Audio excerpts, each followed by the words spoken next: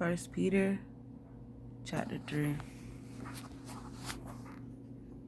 In the same way, wives, be subject to your own husbands, so that if any are disobedient to the word, they, without a word, might be won by the behavior of their wives. Having seen your blameless behavior and reverence, your world should not be outward, arranging the hair, wearing gold, or putting on dresses, but the hidden man of the heart, with the incorruptible ornament of a meek and peaceable spirit, which is of great value before Elohim. For in this way, in former times, the Kodesh women who trusted in Elohim also adorned themselves, being subject to their own husbands. As Sarah obeyed Abraham, calling him master, of whom you became children, doing good, and not frightened by any fear.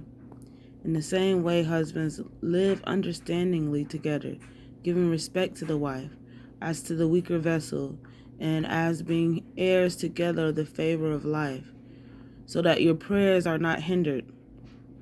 To sum up, let all of you be like-minded, sympathetic, loving as brothers, tender-hearted, humble-minded, not returning evil for evil or reviling for reviling, but on the contrary, barakah, knowing that you were called to this in order to inherit a barakah. That's blessing, by the way. For he who was to love life and see good days, let him keep his tongue from evil and his lips from speaking deceit. Let him turn away from evil and do good. Let him seek peace and pursue it, because the eyes of Yahweh are on the righteous, and his ears are open to their prayers. But the face of Yahweh is against those who do evil.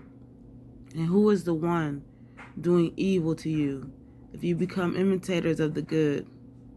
But even if you suffer for righteousness' sake, you are barak, and do not fear their threats, neither be troubled.